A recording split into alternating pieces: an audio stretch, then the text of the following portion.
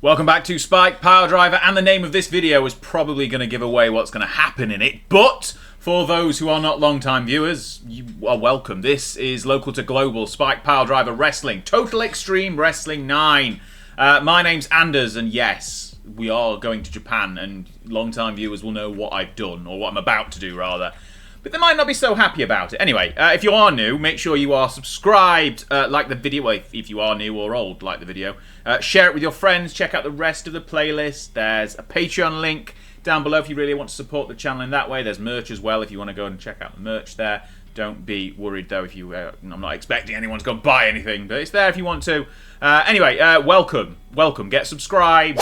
And let's get straight into things. We're doing Local to Global 1992. It's using the 1992 mod for Total Extreme Wrestling 9, and as you can tell by the date in the top of the screen, it's December of 1997, and by the end of this video we'll be in 1998, so that's 6 full years in this save game. But we are going to do something absolutely crazy. So, as a recap, before we do so, championship situation is thus. Mark Merrow is our current World Heavyweight Champion. He has got a date with Raven at our January pay-per-view Glory Road, which will be happening at the end of this video. He's been champion since September and recently defeated Rob Van Dam on our last pay-per-view a week ago. World Television Champion is Tatsumi Fujinami, who defeated Marcus Bagwell earlier in the month of November. He's been champion now for 35 days. World Tag Team Champions are Matt and Jeff Hardy. They defeated Samu and Kakina Maximus of the Throne of Savagery, the Colossal Tribe. They were champions for a while. It's an upset victory for the Hardy Brothers. Then we've got our Junior Heavyweight Championship, which is held by Angel Azteca. He defeated Jeff Hardy all the way back in October and has defended it so far 5 times. That's a championship situation.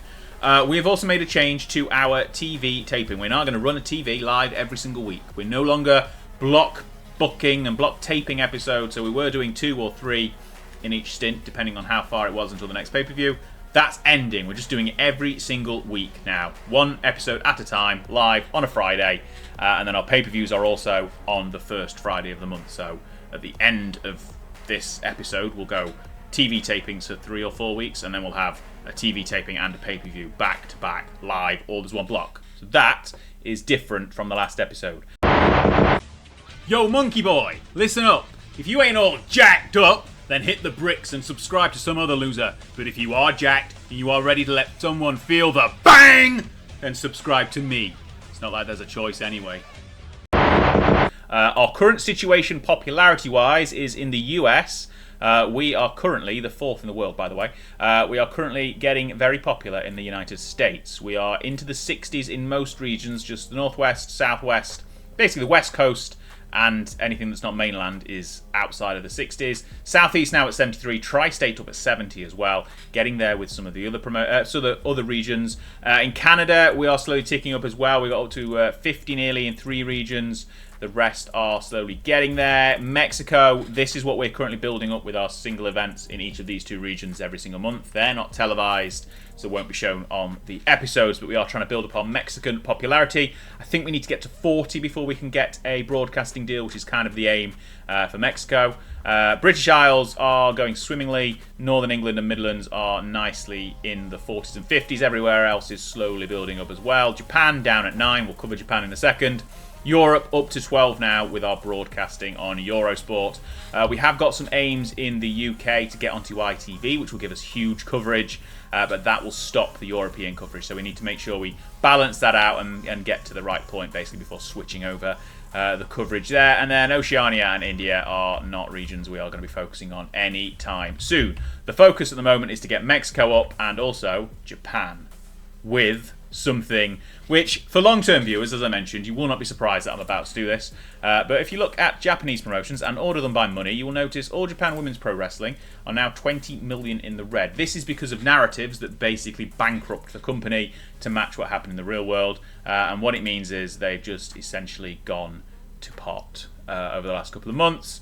They just had 10 million here, 10 million here, gone. And now they're in the red for the, 5th consecutive month. They're actually willing to accept a buyout. Now, this is where it's going to get controversial. Some people in the comments are going to be saying, buy them, set up a women's division, use their great women's talent, and run it. with a great women's division and take all their titles, but I'm not going to do that because the vast majority of their talent in the women's division don't work in the US.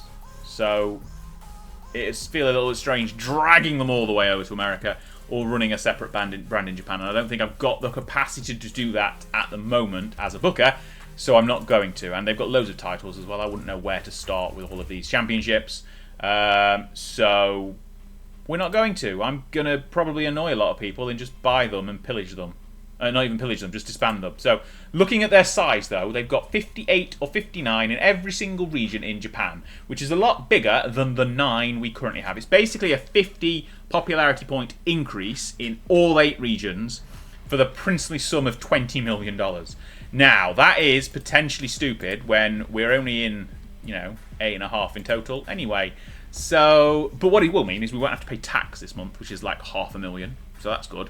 And also, we'll quickly get out of that hole because we're making $1 million plus a month. So don't worry, I've thought about it. It's stupid, but I'm going to do it anyway. All Japan Women's Pro Wrestling, contact, attempt takeover. This is where they say no thank you after my testing, and they've done yes. But they have said agreed, okay, I'm not going to take them over. I'm not going to pillage them. I'm just going to disband. So I'm basically paying $20 million for a 50 popularity boost in 8 regions of Japan, which is slightly gaming the system because I'm not sure how that would actually work in the real world. We're just going to take their assets and their network and basically just do it. Disbanded. It's cost us $20 million. Now nearly $12 million in the red. Yep, that's that.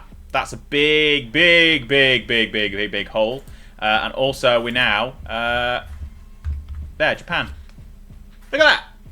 Now, if I don't get a broadcasting deal in place, this will literally drop one every day and disappear in 2 months. So, broadcasting. I'm already on the Japanese search page. Let's say who will negotiate with us in Japan. There are a few. They only cover Kanto. They only cover a couple of regions. We want national coverage, which is here. TV aside 2 or Wow Wow. Both are medium. Both have reasonable risk.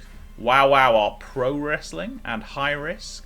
TV aside are neutral wrestling and medium risk. So I could go with Wow Wow, which is they've also got Rings and UWF TV show. So TVSI only have New Japan, but I'm making sure 1, 2, 3, 4, 5, 6, 7, 8. That's good. They cover all 8 regions. I'm going to go with Wow Wow. I think negotiate new deal. They're not willing to negotiate with us. Why? Maximum companies reached. Okay, so we go to TVSI. We've got a backup plan. If this doesn't work, this will be the biggest waste of $20 million I've ever seen. Okay, there. That's okay. Right, events, new deal for, yes, we want 1 year, unlimited. They won't offer that time slot, but late night they will, and we will basically, we want to get as much of this until they want to charge us money. 35% of the company, split to the company for the revenue, that's fine, we'll do that. We'll go for a year and see how we get on. Proposed deal, like to go ahead, yes. And then we'll do the same for our TV show, new deal, late night, and this will be 35 again, I imagine. Yep, we'll go there, 35% revenue, split, done, wonderful.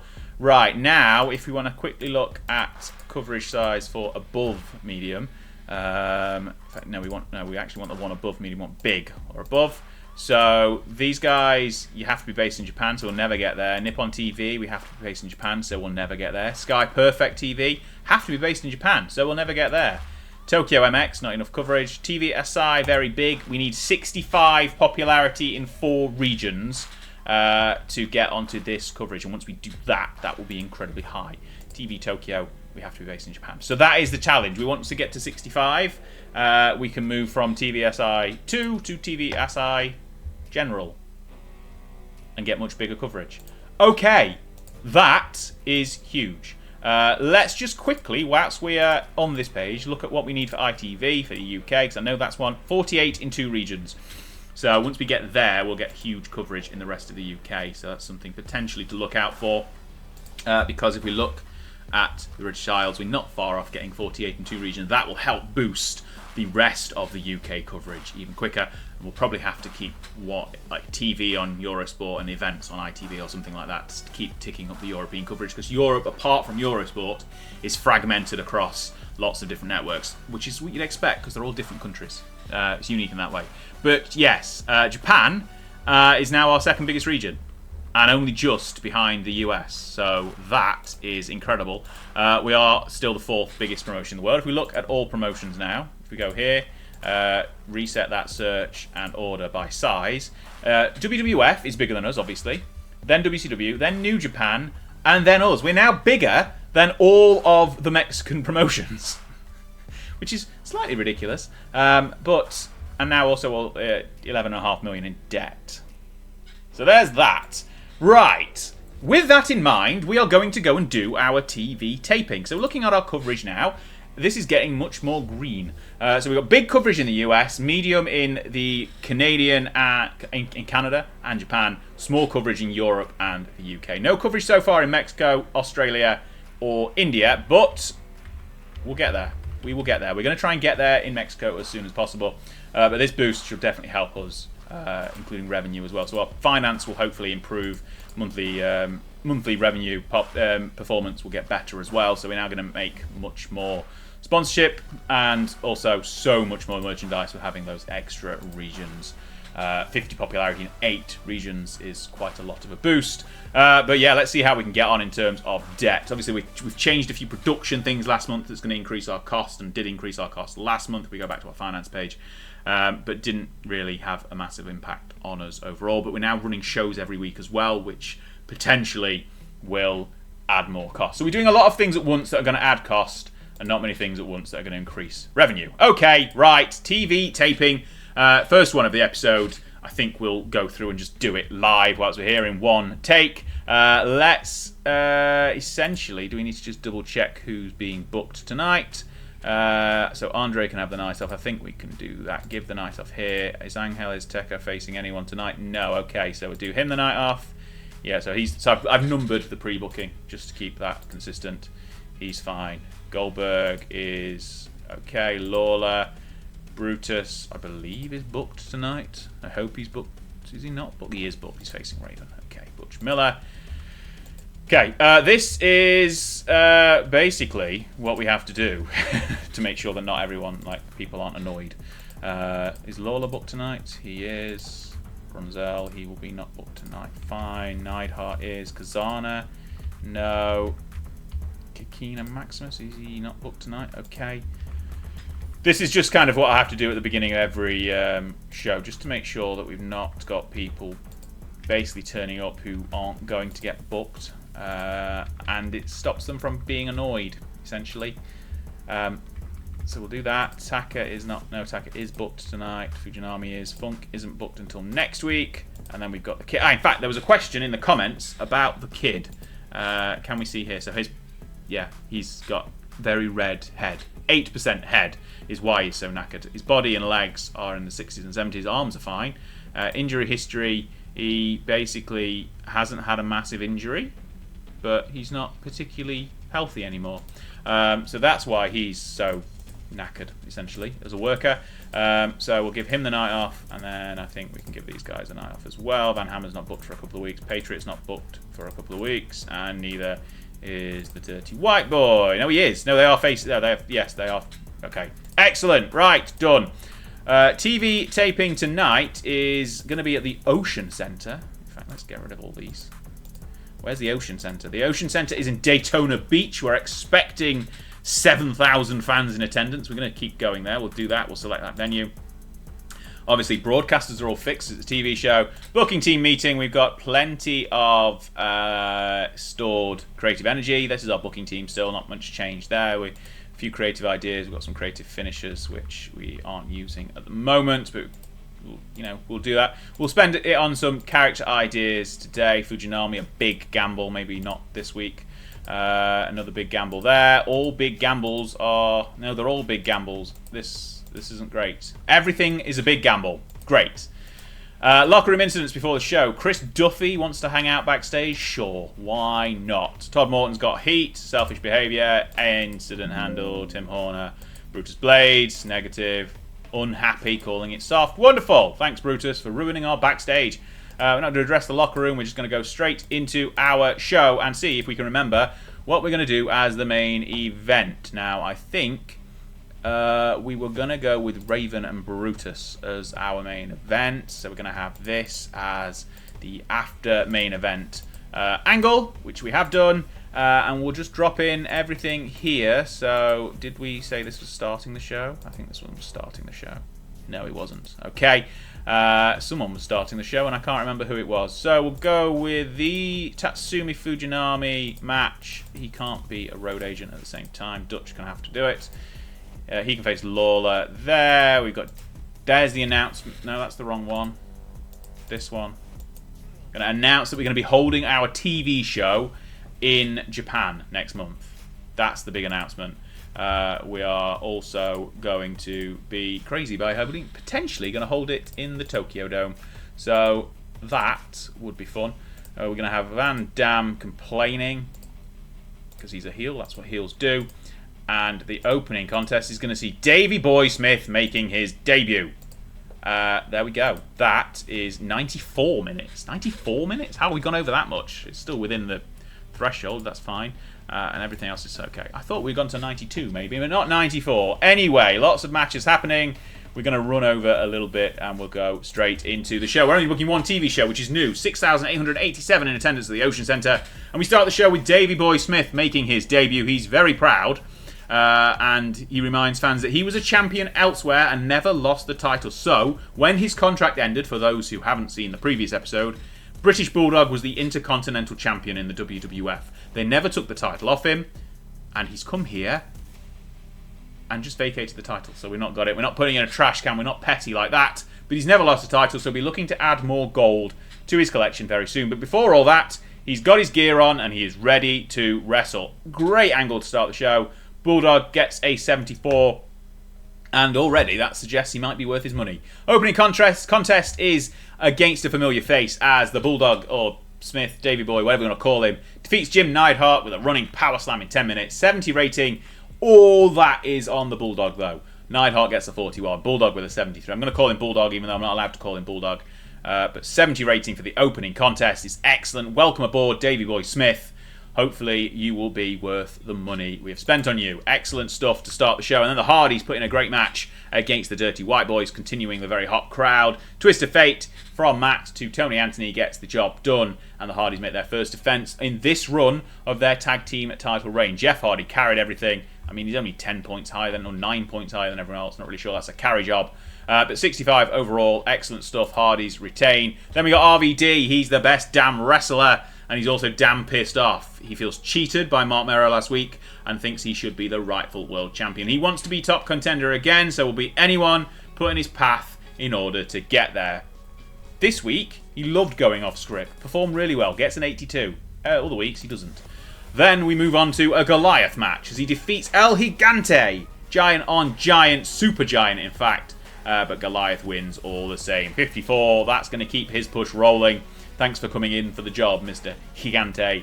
But excellent stuff. Moving on, Steve Simpson loses to Taka Michinoku. Taka on a roll in his quest to be returning back to the Junior Heavyweight Championship. 59, though, for both Taka's performance and in-ring and the match itself, which is good stuff. 8 minutes on the clock. Submission victory from Taka, not a Michinoku drive. Again, I need to actually take the time to go in and look at everyone's finishers. Moving forward, though, TV champion Tatsumi Fujinami welcomes our new Japanese fans watching Unleashed at home and announces massive news as well, as we will be heading to Japan next week to film the first international episode of Unleashed.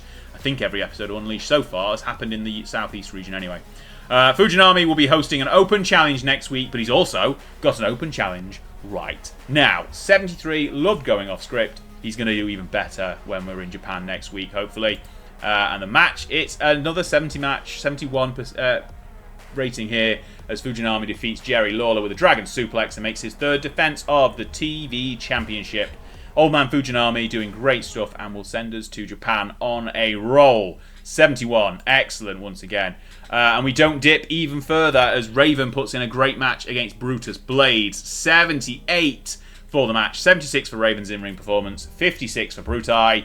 Good match, all the same. Great main event. And afterwards, Mark Merrow has seen enough. He rushes the ring as Raven celebrates. He wastes no time, tackles him to the floor, and lands several shots before dragging Raven up to his feet and planting him with the TKO. Merrow is standing tall and is showing that the mind games of Raven can be overcome with a stiff right hand. 81 for the angle to close the show. Finishes it up with a 78 overall. Shows increased our popularity in 30 regions. Obviously, we will not get any popularity gains in Japan this month because we've already gained 50 popularity points. So if you're wondering why it's not 38 or 39 or something like that, that's the reason, because we will not get gains. I don't know why I'm doing this, but we will not get gains in Japan this month regardless of what we do. But excellent stuff. Finance-wise, made more money on the broadcasting, I think, than we have any other time.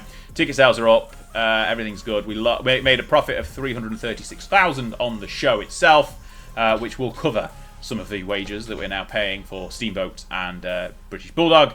Still down at minus 11.5 million though. Popularity recap, we obviously said can't go anywhere in Japan. Up in lots of places. Southeast doesn't get a boost because it's not high enough now. 73 is apparently 78 is not enough to boost to 73 up, and the coverage being small in the UK means we cannot increase in the north of England. But everywhere else getting a yellow marker to suggest that we have got some gains, even though it hasn't quite moved up some points in some regions. But good stuff there. Excellent. Wonderful. That's the first TV taping of the episode. We're going to go forward now a week and do our second TV taping where we're off to Japan. And then I think, logistically wise, it's a little bit strange because we're in Japan on the Friday and then Mexico on the Saturday and Sunday. But who cares? It's just a game. Right, see you in a second for episode number 2 where we're off to Japan and potentially the Tokyo Dome. I think I'm probably just going to go to the Tokyo Dome because I've said that in the name of the video.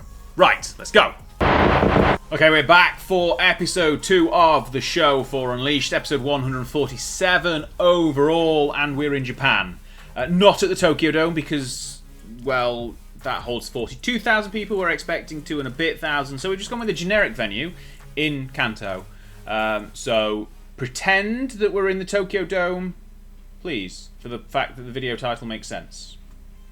It's clickbait, I know, whatever, let's go. Show is underway now. And we start things out with 2,400 people in attendance. Tatsumi Fujinami welcomes fans of TEW Unleashed to Japan. And he announces a huge main event as he'll be putting the World TV title on the line against a debuting star who is world renowned. Gets a 77 despite struggling to go off script. He can obviously speak Japanese, so that's good. 77, I think, even though we're being broadcast around the world, that speaking Japanese is probably beneficial for those in attendance. 77 though, good start to the show. Kakina Maximus, on behalf of the team, the Colossal Tribe and the Throne of Savagery as a whole, is pissed off about losing the tag team titles, and he promises that the group will continue kicking ass until the titles return back to the throne, and that's going to start tonight. He enjoyed going off script, got a 60 for his promo. He's on his own though as he goes into singles action against Super Delphine and gets a great victory with a belly-to-belly suplex in just over 8 minutes. Puts in a 60 for his in-ring performance, 52 for Delphine. Both are reasonably well over in Japan, but Kakina Maximus, obviously the much larger gentleman and former tag team champ, gets a 65 for the match and a good victory for the Throne of Savagery as we move forward. And this is obviously going to be a little bit lower than we've expected around recent weeks. But Goliath gets another victory, defeats Rex King with a chokeslam, 41. Can't complain about that at all. It's only a few rating points lower than we were expecting. Crowd rating down at 14 though is kind of where you'd expect, but that should hopefully boost his Japanese popularity and continue to boost his popularity in the US as well. So that's good. 41, could be worse. Taka Michinoku is a former junior heavyweight champion, and since losing that title, he's been building a list of names that he has defeated. And tonight, that run culminates in a shot for his title at his home. Tonight is Taka's time. Obviously, he's still a heel, but he's going to have that hometown boost, so why not? 52. Not a bad promo from someone we don't normally give promo time to, mainly because his Japanese is much better than his English, but still good. Crowd still loving it. Very hot. Match is a cracker between Angel Azteca and Taka Michinoku. Michinoku Driver, though, gets the job done. Taka reclaims the Junior Heavyweight Championship. 69 for the match. Nice. Taka gets a 67 on home soil. Angel Azteca 47. Obviously, he's been getting much better in-ring performances when he's been in places where he's more over. But we're going to switch the junior title over now to Taka, give him that hometown boost, and hopefully give the show a nice pop as well. 69, though, for the match is very, very nice indeed. And we move forward to Davey Boy Smith and Terry Funk. They're shaking hands, and they both agree that it's an honour to team together tonight and an honour to be here in Japan. Both men have vast experience in the land of the rising sun, and they'll give the fans a great match and prove that they deserve the respect that they've been shown. Just a promo because they both can speak Japanese. They're both over. They both can do promos. Keep them going, and they're in a tag team match very soon. 71 for the promo, and the match gets a 68 as Funk and Davey Boy defeat the Fantastics, mainly because they've got a little bit of Japanese popularity, so we've jobbed them out. Military press slam from Davey Boy gets the victory, 68 as mentioned. Funk and Bulldog with a high 60s, 66 apiece for their in-ring performance. Keeps things ticking over nicely. And we go into our main event where we see Ricky the Dragon Steamboat make his debut. And he gets the victory by disqualification in the World TV Championship match when Rob Van Dam runs in and attacks him.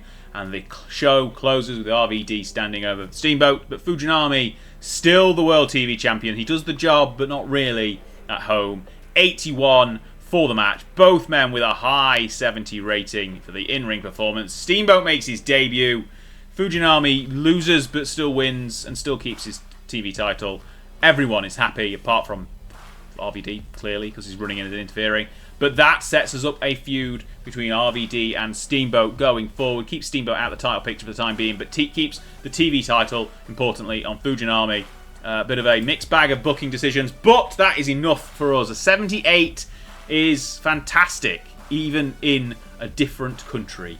I mean, we have selectively chosen or been very selective with our choices of who we booked tonight, but that's because we want people who have got overness in Japan and can basically get the ratings in Japan, so it's deliberate. We got 78, which is great. Popularity increases in 31 regions, not in that one region in the north of England. Money-wise, obviously made a little bit less on the ticket sales because there's just so much fewer people coming, and they've cost less. They've been charged less money. Merchandise is good. Overall profit still is there though, which is good. Popularity recap up everywhere you'd expect to be up, but you're getting a little bonus in the southeast with that 78, which is good. I think it must be slightly higher of a 78 compared to the 78 last week, which I think it was 78, which didn't get that yellow marker there for the southeast. But up to 43 now in the Midlands. That's something we need to keep track on as well. We need that to get to 48 before we can get ITV.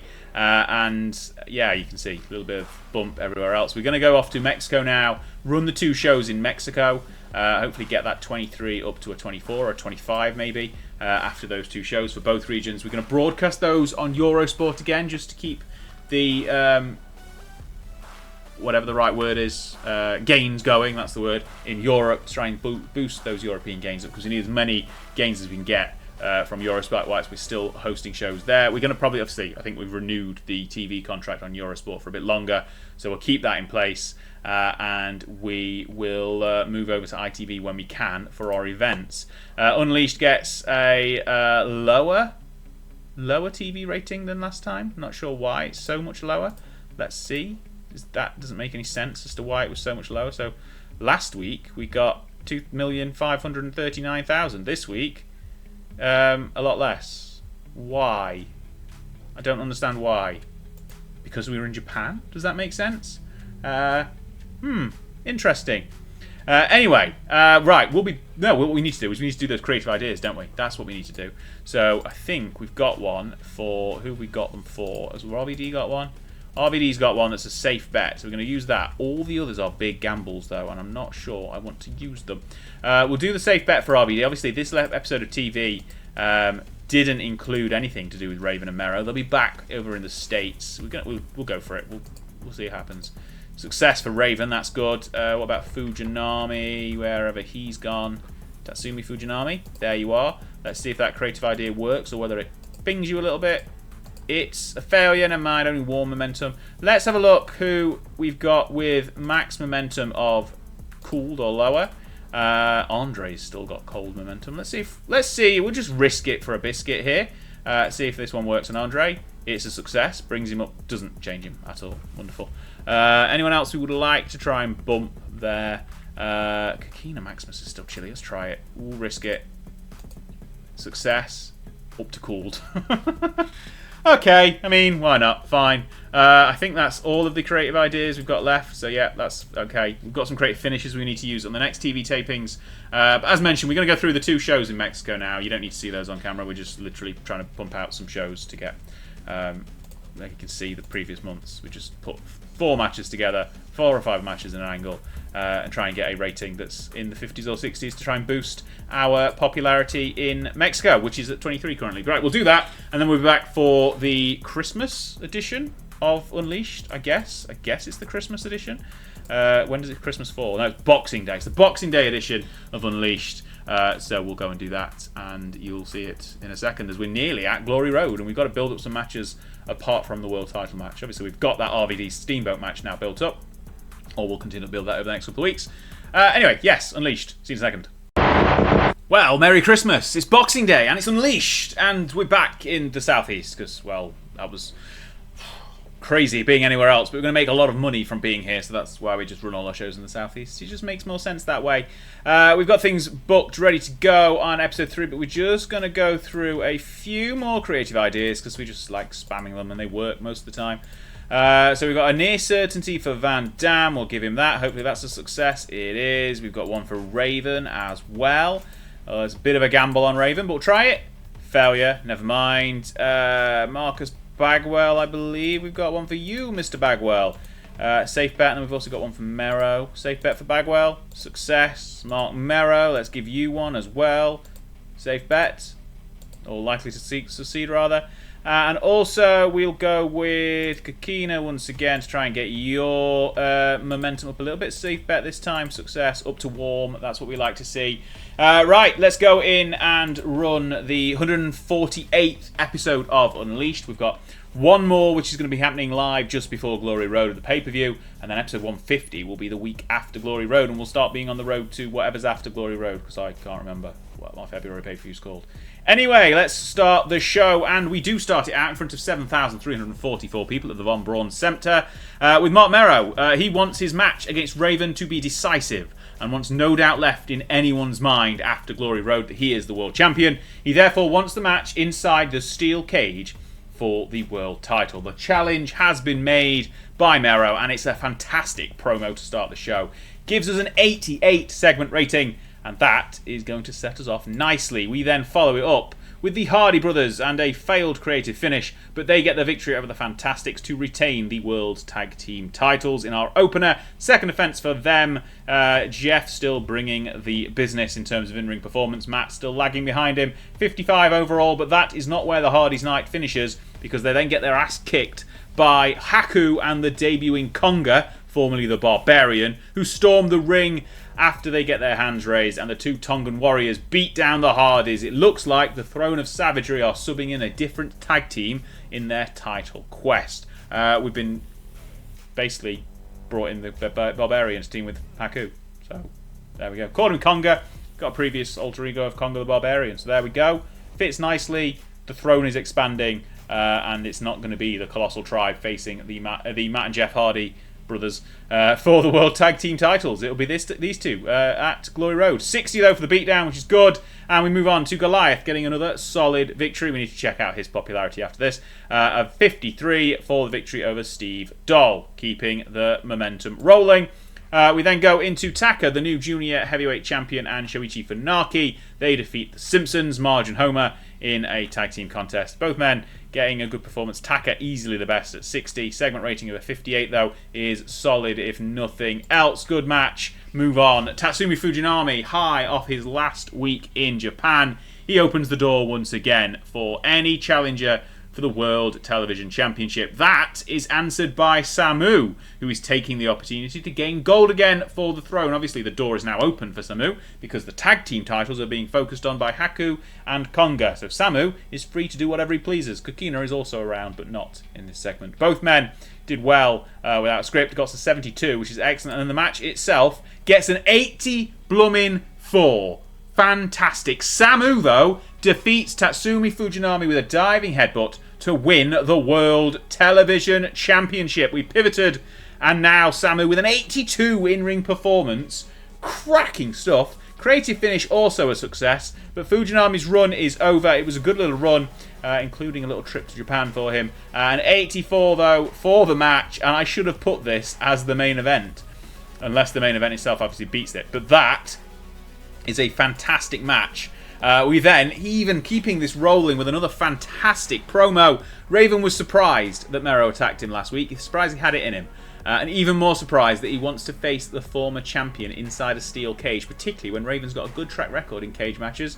See the series against RVD. But Raven's still confident, and Mero can pick any stipulation he wants. If he wants a steel cage, he can have it, because Raven will still leave with the world title back around his waist. He loved the freedom. Got a 92 for his segment rating. That is going to help us no end. And then we go into our main event, which gets a 90. So, okay, this is a new era. Fantastic. A throwaway TV main event is our best match ever. Steamboat and Davey Boy Smith defeated RVD and Marcus Bagwell in a tag team match. Crossbody from the top rope for Steamboat on Bagwell. Gets the job done. And Bagwell's 69 is the lowest. RVD's 82. Davey Boy 72. Steamboat 90. And the match overall gets a 90. That is why. Well, that is why we've spent so much money on Steamboat and Bulldog to a lesser extent. But that is phenomenal. 88 overall rating for the show. It only gets 12 popularity boosts, but we'll cover that why in a second, because we used the coverage for the 2 Mexican shows for some of the other regions. So it's fine. That's fine. That's okay. Made loads of money on the show. Broadcast revenue up. Profit massive. Great. Popularity recap. It's just the US and the Maritimes now. So Europe, UK, and the rest of Canada were all broadcasted, the 2 Mexican shows. So that's why they've bumped up a little bit already. But a 74 now in the Southeast. 71 in the Tri-State. That is our best show ever. And it's a Boxing Day gift just for you, even though it's actually August. But in-game, it's Boxing Day. So it's a late Christmas present. Or a really early one. I don't know. But that was phenomenal. We're going to have to check out our top 100 list just to show you and make sure I'm not lying, because I'm pretty sure we haven't had a match or a show as good as that. And that leaves me fantastically looking forward to Glory Road, where we've got RVD and Steamboat in a match, along with Raven and Mero in a cage. They're going to be incredibly good matches. Let's just quickly check here. Dutch Mantel thinks Taka's a good worker. Yes, so do I. TV viewers back up, by the way, 2.6 million. Not sure why the dip last week when we were in Japan. Maybe just the broadcast time? I don't know. Right, top events. That is by far and away our best show ever. 88, with a throwaway tag team main event on TV as our greatest match so far. I mean, it's full of people. Even Marcus Bagwell's in our biggest match ever. So get that. That's great. That, and the most viewed show was this one at 3.55, 2.66 million. That's just blooming good, isn't it? What a way to end the year. What a way to end the year. We'll be back on the 1st of January. I'll make the save game lockdown for the Patreons so they can download it and start from the 1st of January 1998. We'll go through the end of year awards. And then it'll be the last TV and Glory Road back to back. As our pay-per-view for January, and we're going to roll in to the new year with loads and loads of momentum. That was, I'm surprised, but the best thing we've ever booked. Well done me. Stay tuned. It's end of year award time, and who are we to doubt the superiority of El Dandy, who wins Male Wrestler of the Year for the 2nd time. Well done to him. Female Wrestler of the Year goes to La Diabolica, who I don't know, and I think that's the first time she's won it. So, excellent for her. Company of the Year is New Japan. Male Tag Team of the Year, La Milicia. This is the 3rd time that Negro Casas and Blue Panther have won that one. Never mind, not for us. Again, more Mexican winners for the Female Tag Team of the Year. Match of the Year is a battle between Tenryu and Hashimoto in New Japan. Show of the Year was that Battle Autumn show in September as well. Young Wrestler of the Year goes to Christian Cage. We've won an award. Well done, Christian. Fantastic for him to get the Male Young Wrestler of the Year award. Young Female Wrestler of the Year is Candy Akutsu. Male Veteran of the Year is Tenryu. Female Veteran of the Year is La Briosa. Most Improved is us again. This is the 3rd time I think we've won it. 3rd time in a row. Excellent. We are the best. Or at least the most improved. Male Independent Wrestler of the Year goes to RVD. Are we classed as an independent now? Still, I guess. Technically. Female Independent Wrestler of the Year goes to Manami Toyota. Male Manager of the Year, Downtown Bruno. Female Manager of the Year, Monika Kaiser, not Sherry Martel. Male Commentator of the Year, Jim Ross. Female Commentator of the Year, Mike McGirt. Colour Commentary goes to Jerry Lawler. I think he's one of our commentators. I don't know. He's not, actually. Is he? No, it's Dutch and Don Callis. So who's he commentating for? Not us. Mike McGirt gets Female Colour Commentator of the Year as well. Referee of the Year goes to Kenji Matsunaga and Shigeru Kawasaki. And that is the year awards for the whole of the world. Power 500 has El Dandy at the top. If we can just search for people who work for SPW to see where we fit. And obviously Ricky Steamboat's up there. He's just joined us, so we can't really make a claim to that. But he's 75th. RVD 106th. Davey Boy 144th. Raven 153. So it's Raven and RVD are up there. Funk is up there at 194. Mero's only 228. Surprisingly. When he's just had such a good year for us. Fujinami is up there. Samu, Kakina, Maximus, Stephen Regal randomly popping into the 324th spot, up from 357. Saturn, Super Delphine, Marcus Bagwell, Christian Cage, who was mentioned, has got the Young Wrestler of the Year. Barbarian, who's not really, can't really take claim to that, neither with El Hijo del Diablo.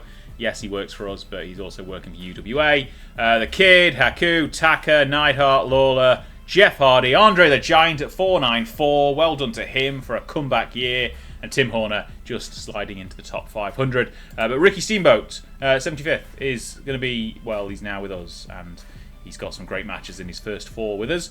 So hopefully that will continue. He was also at Degeneration X in Your House, where he lost to Marty Jannetty in his final WWF appearance. Congratulations, Marty. Right, they are the overall awards. Let's look at our awards. No, that's let's look at the company year-end awards. There we go. Wrestler of the Year goes to Rob Van Dam. So I don't. The year he wasn't world champion. Oh no, he was. No, he was world champion at the beginning of this year, wasn't he? I lose track. But well done to Rob Van Dam. Kakina Maximus and Samu get Tag Team of the Year. Well, I wouldn't have given it to anyone else because they scare me. Christian Cage, Young Wrestler of the Year. Terry Funk, Male Veteran Wrestler of the Year. Match of the Year, obviously the last one of the year does it. Card of the Year, surprisingly not the TV show, but I don't do events only get that and not, who knows. Collision Course anyway. Well, that's the season finale, so it should do. Don Callis, Male Manager of the Year, even though he doesn't really manage anyone other than Rhino, and Rhino's done nothing all year. Sherry Martel, Female Manager of the Year, of course. Commentator, Mara Ranello and Dutch Mantel. Referee, Bob Densmore this year. And that's it. Well done. Well done to us. RVD with the Wrestler of the Year awards. Right, we've got Glory Road tomorrow night. We've got our TV taping tomorrow night as well. We need to make sure we do both of those and make sure they are booked ahead of time. And we will be with you in a second. I'm just going to go through and make sure I've got all my bookings in order, advance a day, and we will be there for the main event of this episode, the final TV taping, episode 149, before the big 150 next week, and then Glory Road, first pay-per-view of the year, and then after that it will be Ascension. That's our February pay-per-view, Ascension. I'm glad I can remember. Then Full Throttle. You can see the list. You don't need me to tell you, but you can see the list there. Right, let's check finances whilst we're here. We lost 18.2 million, which is not bad, considering we spent 20.1 million on All Japan Women. We've actually made a profit of nearly 2 million because we didn't have to pay tax as well, so that's good. Pay-per-view revenue will be up. Ticket sales will hopefully go up this month. Broadcast revenue will continue going up. Merchandise will continue going up. Sponsorship should hopefully continue going up. All of these should continue to rise. So we shall hopefully start making a bit more money continually. Yes, that's good. Let's have a check on our merchandise. How far are we off upgrading? I think now it's finances again. Merchandise, we are at 42%. Steamboat came in and made the most money, even more so than Mark Merrow, even though he was only here for half the month. Davey Boy Smith is up there as well, so they are 2 good signings already. Even though they are getting a big chunk of their merchandise revenue back, they are making us plenty of money. And obviously the growth we saw will continue to pay dividends because we get more money per popularity point, and we'll continue to get more money per popularity point once we upgrade from level 6 to level 7. And there we go. Right, let's go forward to tomorrow night with our final TV taping and Glory Road. Let's go. Most improved promotion of the year for the 3rd year running. Put that on a post-it. Okay, then we are here. Episode 149, the go-home show of Unleashed. We're at the Carrier Dome in Syracuse, New York, which holds 30-something plus thousand. We're expecting 25 in attendance, so we've got Unleashed followed by Glory Road straight away, back to back. So we'll go straight through Unleashed now, then go to the pay-per-view, and then we'll do a bit of a recap of what we've been working on throughout the episode. If you haven't been watching, well, you have. So we will do that and set up the scene for the next episode. Right, let's go straight into Unleashed 149 in the Carrier Dome. We start the show with Raven and Mark Mero in the ring for the contract signing for tonight's world title match at Glory Road inside the steel cage. Both men have no qualms about signing the contract. Mero chomping at the bit, can't wait to officially get his hands on Raven. Whilst Raven is very calm and tells Mero that he needs to survive the Unleashed tag team main event first before he even thinks about losing the world title. That's right, they're doing double duty on the night. Segment gets a 90 rating to start the show. Obviously, the run we were having in the last week's episode of Unleashed is continuing here, hopefully. And we'll continue to get great ratings. Moving to our opening contest. Taka Michinoku defends his junior heavyweight championship against Super Crazy. Crazy's getting a little bit stale, but Taka gets his first defense since winning the title back in Japan. Gets a 55. Both men putting in solid performances for our undercard. Our undercard is now kind of getting a little bit better. And these are both getting over as well. Taka with a solid victory, though, moving forward. We then get our typical Goliath match. He gets a victory over Jim Brunzell, gets a 51, carries on, carrying on. Chokeslam after chokeslam after chokeslam. He'll eventually get into a bit of a story soon with Andre the Giant. You can see that one coming in the next couple of episodes. But there we go. His push continues, moving forward, and this is a little bit dire. Above average Joe Kazana is back, and he has a new bodyguard with him. Because, of course, the Golden Boy needs some backup. He introduces Angus King as his head of security. I want to call him the director of chokeslams, but, you know, we'll see. The pair will be in tag team action next to show exactly why Kazana has hired the former two-time TV champion. Throughout the whole promo, King just looks both imposing and slightly unimpressed at having a new boss. But we shall see how these pair get on. They've both got blonde mullets in their pictures, so there we go. 33, not great. The match, 42, still not great. Angus King, gimmick, getting stale. We're going to have to do something with him. And obviously this is the beginning of doing something with him.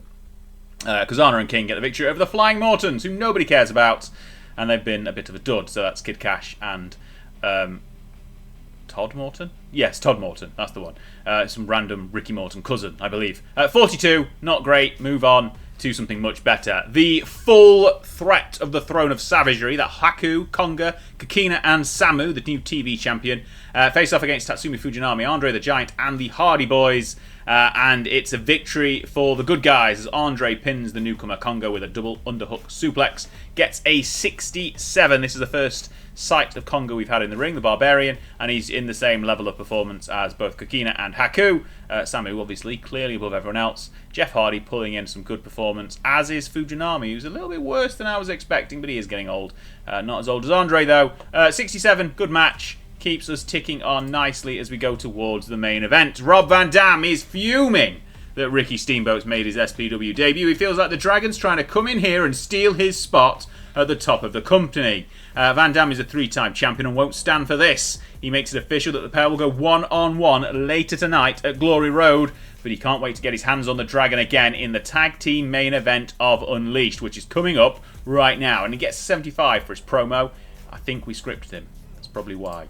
Main event time, and he gets a 78 as Raven, Rob Van Dam, Mero and Steamboat in tag team match.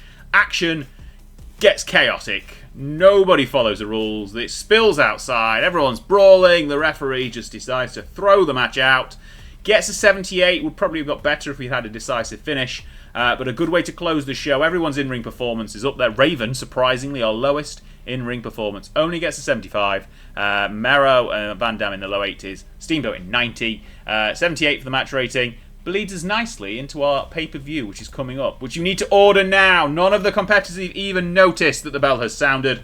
All four men continue brawling in and around the ring. There's utter chaos here, and the only way to see how this ends is to order the pay-per-view now. Go and watch Glory Road, which you can do in a second when I've booked it. But go and watch Glory Road. Gets an 86 to finish the show. Gives us a nice solid 78 for our show rating. We would have grown in one more British region and one Japanese region if there were not a restriction to our number of viewers there because of the size of the coverage, but 37 regions get a popularity increase, which we will see after the pay-per-view because that is going on right now. And I think what I'm going to do is just skip this bit of me booking it and get straight to the show. So I'm just going to go from here. Well, I'm here. I'll still be here. I'll just book the show. See you in a second. Okay, we are ready to go with the pre-show. And we've got 24,505 people in the Carrier Dome. Not a sellout, obviously, but I think that is our highest attendance ever. So we will go into Glory Road pre-show. And we see Jimmy Neidhart, Kikina Maximus, who gets the pinfall. Tony Anthony, Len Denton of the Dirty White Boys, and El Maligno get a victory over Rex King and Steve Doll. The Patriot, Van Hammer, and Joey Maggs. Rex King suffered a running leg drop from Kikina to eat the pinfall and the back of Yokozuna's ass. Great victory for him. 52 keeps them ticking over, just generally speaking, because we need to see what we're going to do with him now. Samu is TV champion, and the rest of the throne are in the tag title hunt. We'll see what we can do with Kikina. But he's on the pre-show right now. And speaking of the rest of the pre-show as well, we see Andre, Perry Saturn, and the Killer Bees defeat Joe Kazana, Angus King, and the Sheep Herders. Andre pinning Angus King. Yeah, we go. Just Andre gets another victory on the pre-show, just to try and keep his momentum ticking over. 56, nicely done. Into the main show, and well, you ignore the fact that figure those pre-show matches were before the TV taping because we've gone straight into it. Just ignore it.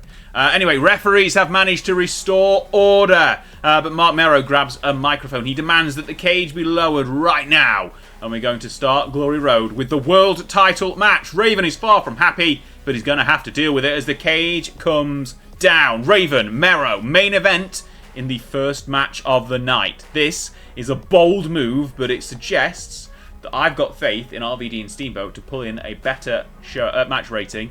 So we're putting all our eggs in that basket, and hopefully we'll see how we get on.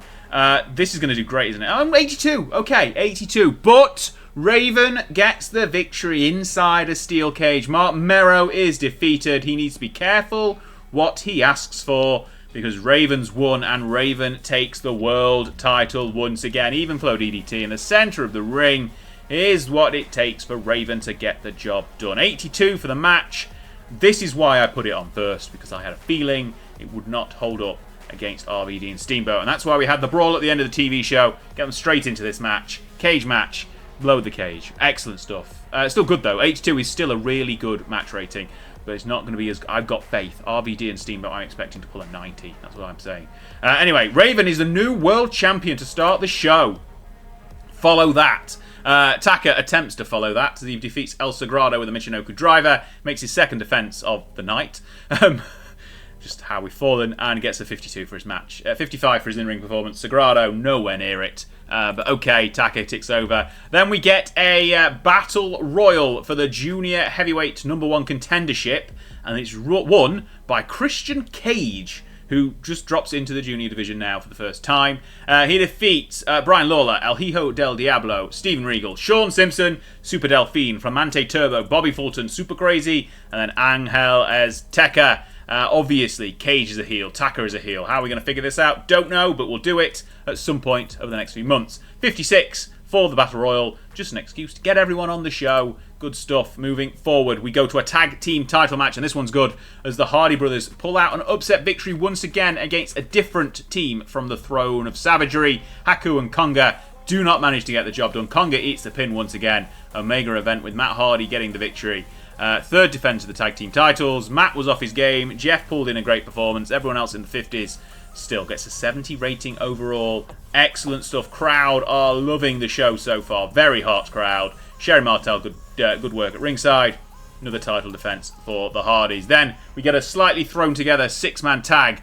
Davey Boy Smith, Terry Funk, and Tatsumi Fujinami defeat Bagwell, The Kid, and Jerry Lawler. Lawler eating a running power slam from Davey Boy. Lawler was the weak link. Davey and Funk again matching each other with 72. Bagwell with a 71. Overall gets a 75, which is excellent, excellent stuff. I kind of have forgot who I've got Samu defending the TV title against? Because I thought it was Fujinami, but clearly not. Oh no, I remembered. Haircut, that guy. 75, good stuff. Move on to Samu defeating Brutus Blades to defend the World Television title. First defense for the member of the Throne of Savagery. Samu once again pulling in some excellent in-ring performances. 76, gets a match rating of a 78, and that is an excellent co-main event, technically, even though the first match of the show was the co-main event. But the second to last match is what I'm saying. Samu, though, with another great victory, keeps the title in the throne.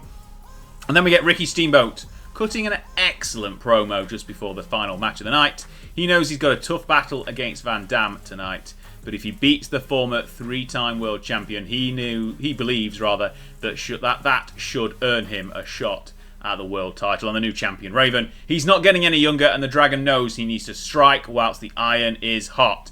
92 for Steamboat, and we go into our main event, which I'm hoping will pull in a fantastic best ever match rating to start the year off with a bang.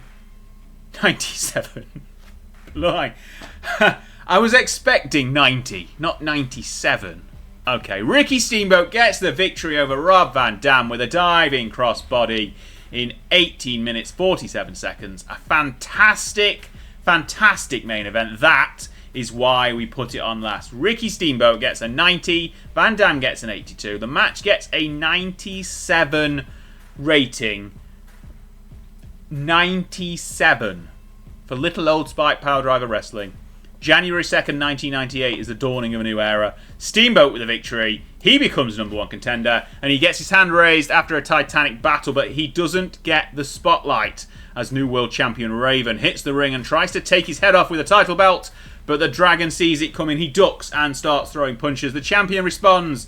The pair brawl until Raven decides that taking refuge on the outside is the best option to save his skin. He scoots out the ring and the new world champion retreats. He attempted to make his mark, but it looks like Steamboat is more than up for the challenge, and these pair will go head to head very, very soon for that world title. 91 match rating, segment rating to close the show. That gets us an overall show rating of 94 because it all pings on that main event and those two angles at the end as well in the 90s. So everything is fantastic. We get a popularity increase in 38 regions. With the two that we should have...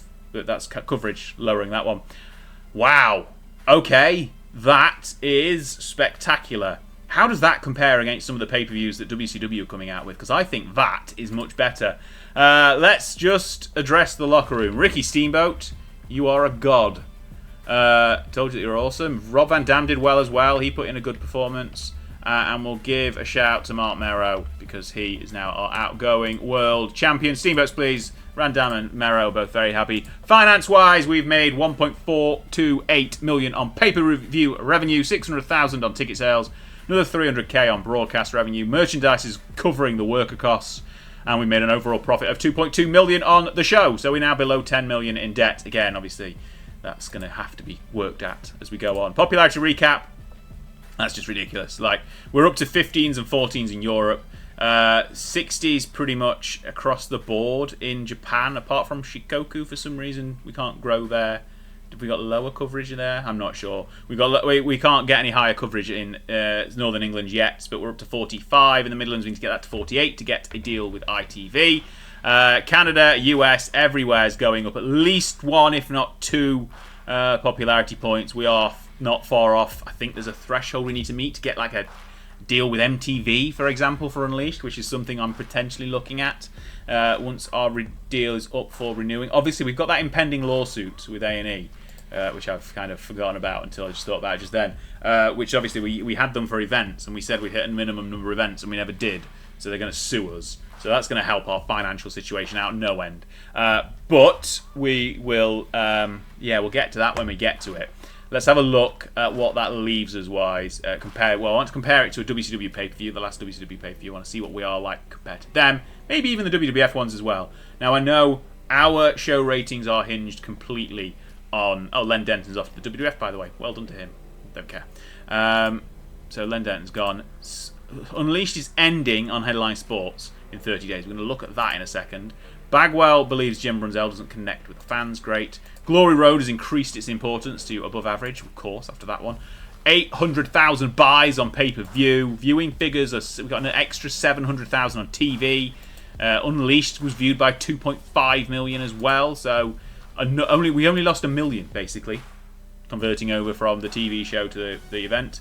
So we'll just delete that. We'll keep that note about our deal in Canada for a second, because we're going to go and check things out there. If we look at our size, we've got 4 now in the 70s. That's just ridiculous. Let's look at broadcasting deals whilst we're here. MTV, we need 65 in 6, and they've got very big coverage. So if we look, I think we are... Yeah, so we've got 4 over that threshold.